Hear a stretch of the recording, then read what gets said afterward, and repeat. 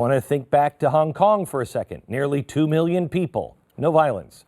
Portland, there's 1,000 people and 1,000 police officers. And they still couldn't make it through the day without trying to hurt one another and beating people up. This was a group of Antifa charging a bus, attempting to pull the occupants out while wielding a hammer. Doesn't seem like a problem. The man was maced and beaten unconscious. There were random scuffles like this, one throughout all of the day. At this point, I think everyone was just frustrated that the fight they were hoping for, that they were really promised, never actually materialized, and they were ready. This video shows a group of Antifa carrying black cases that contained cement projectiles, multiple other weapons that were confiscated by police. This is going to lead to a moment that could ignite the entire country on fire, because it'll be these groups of radicals that the majority of Americans, left or right, they don't agree with either of these. And what will happen? Something will happen, and Congress and the president or everybody else will get involved, and it will be used for political purpose. Oh my gosh, it's almost like a Reichstag fire moment. From NBC News, quote, far-right rally in Portland met by anti-fascist protesters. Really? You can say far-right, but you can't say far-left? Really? Or heaven forbid, the radical left? How about this one from the Associated Press? Quote, far-right and Antifa groups both claim victory in Portland. Why again? Can't you call Antifa radical or far-left? This is the entire reason the people that organized all of this marching organized it. And what did the media expect to happen? People on the right are being called racist, fascists, and bigots. And I mean everyone on the right.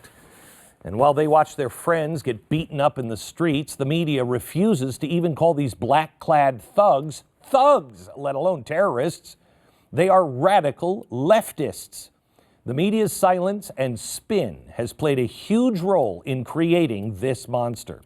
And to the politicians in D.C., what did you expect would happen when you started throwing around words like concentration camps?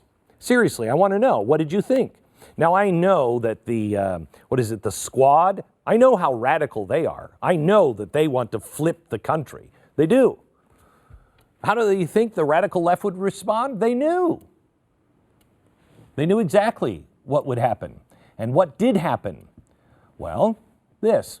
Last month, an Antifa member charged an ICE facility in Tacoma, throwing fire bombs and armed with a rifle. If you really want change, there is only one way to do it, and the perfect example was on Sunday in Hong Kong. After a few weeks of escalating violence, Hong Kongers decided to take to the streets and show the world that that's not who they are. Look at that. All they want is peace. You cannot advocate against violence with more violence unless you go to war. You can't call evil by doing evil yourself. Gandhi knew this. So did Martin Luther King. The only thing that extinguishes darkness is light.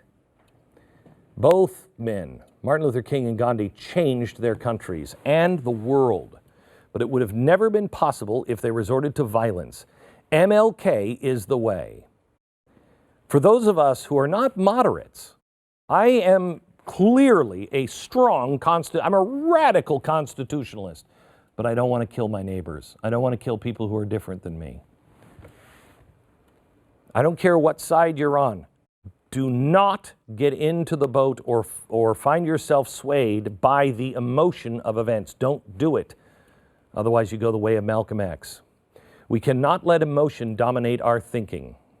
If we do, the cost will be our freedom.